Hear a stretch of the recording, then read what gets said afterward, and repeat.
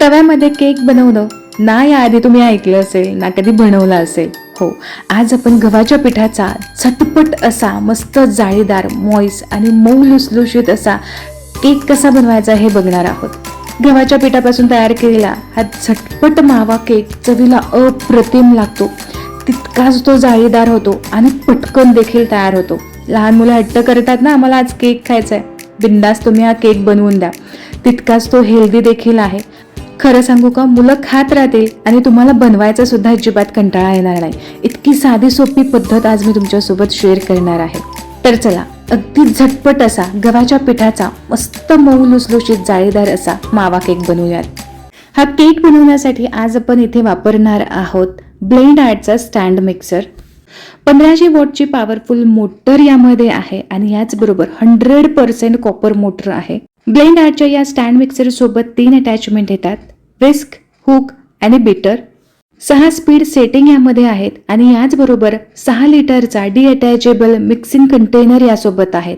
हे लॉकचं button press करून हे जे वरचं टॉप लीड आहे ते तुम्ही अशा पद्धतीने ओपन करून घेऊ शकता. यासोबतच संपूर्णपणे स्टेनलेस स्टीलचा 6 लिटरचा डिअटॅचेबल मिक्सिंग कंटेनर तुम्हाला मिळतो.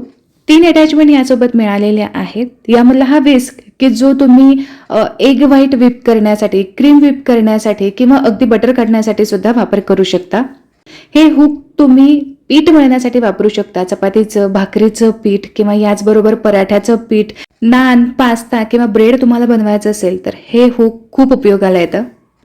हे बीटर तुम्हाला एखादा सलाड बनवायचा आहे, मिक्स काहीतरी करायचं आहे, बटर बनवायचं आहे किंवा एखादी फिलिंग तुम्हाला बनवायची तर यासाठी खूप उपयोगाला येतं.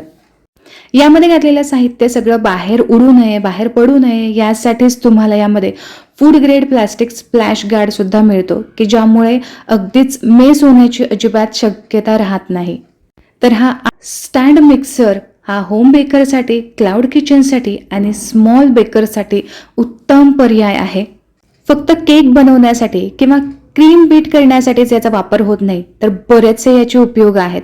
तुम्ही यामधून लोणी बाहेर काढू शकता, ताक घुसळू शकता, रोजची पिठं तुम्ही यामध्ये मळू शकता.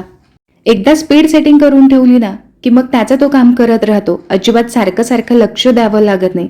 यावेळेस आपली इतर कामं सुद्धा होऊन जातात. सारखं सारखं याच्याकडे लक्ष देत बसावं लागत नाही. इतक्या वेळेस आपला बराचसा टाइम सुद्धा वाचला जातो. म्हणूनच रोजच्या वापरासाठी हा स्टँड मिक्सर मला उत्तम पर्याय वाटतो. सगळ्यात जास्त कष्ट लागतात ते तूप बनवण्यासाठी. भरपूर किचन खराब होतं, भांडे सुद्धा खराब होतात, हात सुद्धा खराब होतात आणि तूप बनवायचा आपल्याला भरपूर कंटाळा येतो. आता तसं होणार नाही, कारण या स्टँड मिक्सरमध्ये अगदी सहज तुम्ही एकदा यामध्ये साय घातली की त्याचा तो काम करत राहतो. लोणी वेगळं होतं आणि ताक यामधून वेगळं होतं. हे पहा, अगदी मस्त दाणेदार असं सहज असं लोणी निघालं सुद्धा, तेही अजिबात हात किंवा किचन खराब न करता. चला, आता गव्हाच्या पिठाचा मावा केक कसा बनवायचा हे सुद्धा बघूयात. तर इथे मी हे कंटेनर लावून घेतलेलं आहे. याचबरोबर आपल्याला बीटर सुद्धा अटॅच करून घ्यायचं. आता यामध्ये आपल्याला पाऊण कप भरून दूध घालायचं आहे.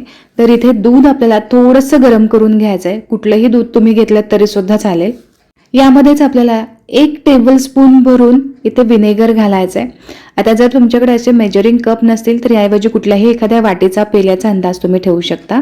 स्टँड मिक्सर स्टार्ट करून आपल्याला विनेगर आणि दूध मिक्स करून घ्यायचं आहे. बेसिकली इथे आपल्याला दूध थोडंसं फाडून घ्यायचं आहे. आता इथे जर तुम्हाला दूध आणि विनेगर वापरायचं नसेल तर इथे तुम्ही पाऊण कप भरून ताजं दही वापरायचं आहे. फक्त लक्षात ठेवा की हे जास्त आंबट नको. विनेगरऐवजी तुम्ही इथे लिंबाचा रस सुद्धा घेऊ शकता. आता हे चांगलं मिक्स करून घेतलंय आणि तुम्ही इथे बघू शकता की हलकंसं दूध हे फाटलं गेलेलं आहे. साईडला असे दाणे दाणे तुम्हाला दिसत असतील. यासाठीच दूध आपल्याला थोडंसं कोमट करून घ्यायचं आहे. आता यामध्येच आपल्याला तेल घालायचं आहे. तर कुठलंही रिफाइंड तेल तुम्ही इथे घालू शकता. स्ट्रॉंग फ्लेवर असणारं तेल इथे अजिबात वापरायचं नाही. तर बरोबर पाव कप भरून मी इथं तेल घातलेलं आहे. तेलाऐवजी इथे तुम्ही तुपाचा सुद्धा वापर करू शकता. इसेन्स घालण्याऐवजी ना या मावा केकमध्ये आपल्याला इलायची पावडर घालायची आहे. तर बरोबर 1 टेबलस्पून भरून मी इथं इलायची पावडर घातली. आता लगेचच यामध्ये आपल्याला पिठी साखर सुद्धा घालायची आहे. तर इथे बरोबर अर्धा कप भरून मी पिठी साखर घेतली. आता हे घातलेलं सगळं साहित्य चांगलं एकजीव असं आपल्याला मिक्स करून घ्यायचं आहे. स्पीड इथे थोडीशी मी वाढवून घेणार आहे. 3 स्पीड मी इथे केलेलं आहे आणि 3 स्पीडमध्ये सगळं साहित्य चांगलं एकजीव असं मिक्स झालंय. आता इतर साहित्य सुद्धा घालून घेऊयात. आता इथे बरोबर 1 कप भरून गव्हाचं पीठ घेतलेलं आहे. हे पीठ आपल्याला चाळूनच घ्यायचंय. चाळून घेतलेलं पीठ यामध्ये घातलं. याच बरोबर अर्धा कप भरून आपल्याला इथे घालायचं आहे दूध पावडर. तर आज आपण गव्हाच्या पिठाचा मावा केक बनवतोय. माव्याचा फ्लेवर यावा यासाठी मी इथे दूध पावडर वापरलेली आहे. ही जी दूध पावडर आपण यामध्ये घातली ही माव्याचा फ्लेवर देईल, माव्याचं काम करेल. पण जर तुम्हाला दूध पावडर नसेल घालायची तर इथे तुम्ही अर्धा कप भरून किसून घेतलेला मावा इथे तुम्ही वापरू शकता. याचबरोबर 1 टीस्पून भरून मी इथं बेकिंग पावडर घातलेली आहे आणि आता अर्धा टीस्पून भरून आपल्याला यामध्ये बेकिंग सोडा सुद्धा घालायचा आहे. तर सोडा घालत असताना खूप जुना असणारा सोडा अजिबात घालायचा नाही किंवा खूप दिवस झाले ते पॅकेट फोडून ठेवलेलं आहे असा सोडा अजिबातच घालायचा नाही, कारण यामधलं जे ॲक्टिवेटपणा असतो तो थोडासा कमी झालेला असतो. आता हे केकचं पीठ चांगलं एकजीव असं बीट करून घ्यायचं आहे. तर इथे तुम्ही बघू शकता अगदी 1 स्पीडवरती मी हे बीट करून घेत आहे. हे मिश्रण मला थोडंसं दाटसर वाटतंय, यासाठी आणखीन फक्त 2 चमचे भरून आपल्याला यामध्ये दूध घालायचंय. यावेळेस तुम्ही थंड दूध यामध्ये घातलं तरी सुद्धा चालेल. दूध घालून 1 किंवा 2 स्पीडवरती हे बॅटर मी चांगलं बीट करून घेतलेलं आहे. आता कन्सिस्टन्सी अगदी परफेक्ट मला वाटते. सगळं बॅटर चांगलं एकजीव असं मिक्स झालेलं आहे. आता स्टँड मिक्सर आपण बंद करूयात आणि एकदा चेक करून घेऊयात. तर हे बघा अगदी परफेक्ट अशी कन्सिस्टन्सी आलेली आहे. अगदी खूप पातळ जर तुम्ही हे बॅटर ठेवलं तर केक शिजण्यासाठी खूप वेळ लागतो आणि याचबरोबर हा केक मध्येच बसला जातो. यासाठी अगदी परफेक्ट केकसाठी कन्सिस्टन्सी असायला हवी. तुम्ही ही कन्सिस्टन्सी एकदा बघून घ्या. साहित्यांचं योग्य प्रमाण घ्या म्हणजे तुमचा केक सुद्धा अगदी परफेक्ट जमून येईल. हा केक आपण तव्यामध्ये करणार आहोत. यासाठी इथे मी तवा घेतलेला आहे किंवा याला तुम्ही पॅन म्हणू शकता. यावरती बटर पेपर लावून घेतलेला आहे. या पॅनऐवजी अशा पद्धतीचे तवे सुद्धा आपल्या घरामध्ये असतातच, हे तुम्ही वापरू शकता. किंवा असं पॅन तुमच्याकडे नसतील त्याऐवजी थोडीशी पसरट असणारी कढई सुद्धा नक्कीच वापरू शकता, जी खालून अशी पसरट असते. या पद्धतीने तुम्ही यामध्ये सुद्धा अगदी सहज केक करू शकता. तर या पॅनला मी बटर पेपर लावून घेतलेला आहे आणि याचबरोबर थोडंसं तेल सुद्धा लावून घेतलंय. बटर पेपर नसेल तर याऐवजी तुम्ही साधा प्लेन पेपर इथे वापरू शकता. आता जे तयार केलेलं केकचं बॅटर आहे ते संपूर्ण बॅटर आपल्याला या पॅनमध्ये घालायचं आहे. आता या बॅटरवरतीच आपल्या आवडीप्रमाणे पिस्त्याचे आणि बदामाचे काप मी घालणार आहे. यामुळे केक दिसायला सुद्धा छान दिसतो आणि याचबरोबर चवीला सुद्धा अप्रतिम लागतो. तुम्ही तुमच्या आवडीप्रमाणे यामध्ये ड्रायफ्रुट्स घालू शकता किंवा जरी नाही तुम्ही प्लेन जरी असाच केक केला तरी तो चवीला अप्रतिम लागतो. तर इथे केक बेक करण्यासाठी आपला तवा रेडी आहे. आता या साईडला मी लोखंडी तवा चांगला कडकडीत गरम करून घेतलाय. तर जवळ आसपास 10 मिनिटांसाठी हा मी चांगला गरम करून घेतलेला आहे. आता मात्र गॅसची फ्लेम मी लो ठेवली आहे. लो फ्लेमवरतीच आपल्याला हा केकचा तवा ठेवायचा आहे आणि यावरती आपल्याला झाकण ठेवायचं आहे. आता हे जे होल आपल्याला दिसतंय हे सुद्धा आपल्याला बंद करून ठेवायचं आहे. म्हणजे काय होईल की या होलमधून जी वाफ आहे ती बाहेर जाणार नाही आणि केक अगदी परफेक्ट असा सगळ्या साईडने एकसारखा बेक होईल.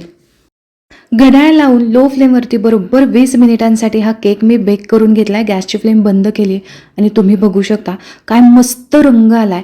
मस्त केक फुललेला आहे. साईजपेक्षा अगदी डबल झालाय. आता एकदा साईडला टूथपिक घालून पाहायचं आहे आणि याचबरोबर मध्यभागी सुद्धा टूथपिक क्लीन येते की नाही हे चेक करायचं. मध्यभागी थोडासा जास्त वेळ लागतो, यासाठी दोन्ही साईडने चेक करून घ्यायचं आहे. गॅसची फ्लेम बंद केली. आता जो खालचा तवा आहे तो काढून घ्यायचा आहे. यावरती असाच हा केक ठेवायचा नाही, नाहीतर त्याच्या उष्णतेने आणखीन केक जास्त बेक होऊ शकतो आणि तो थोडासा कडक होऊ शकतो. केक अर्धवट थंड झालेला आहे. आता हा डिमोल्ड करून घेऊयात. नॉनस्टिकचं भांडं आहे, यासाठी मी इथं चाकू न वापरता टूथपिक वापरलेली आहे आणि अशा पद्धतीने हा डिमोल्ड करून घ्यायचा आहे. केक कट करत असताना तुम्हाला कळत असेल की किती मऊ आणि मॉइस हा केक झालेला आहे. अगदी 20 मिनिटांमध्ये तव्यावरती हा जाळीदार केक आपण तयार करून घेतला. घरात असणाऱ्या साहित्यांपासून अगदी सहज हा तयार होतो. मनात येईल तेव्हा तुम्ही हा बनवू शकता. हा इतका हेल्दी केक आहे. तेल नसेल वापरायचं तुम्हाला तर इथे तुम्ही संपूर्णपणे तूप वापरू शकता. दूध पावडर तुम्हाला वापरायची नसेल तर इथे तुम्ही प्लेन खवा घालू शकता. विनेगर नसेल तुमच्याकडे तर लिंबाचा रस घ्या आणि असा मस्त मऊसूत जाळीदार आणि पौष्टिक असा केक नक्की तयार करून पहा. आशा करते की आजचा हा व्हिडिओ तुम्हाला आवडला असेल. व्हिडिओ आवडला असेल तर नक्की लाईक करा, तुमच्या मित्रपरिवारामध्ये शेअर करा. पुन्हा भेटूया अशाच एका मस्त रेसिपीसोबत. तोपर्यंत स्वस्थ राहा आणि मस्त मस्त खात राहा.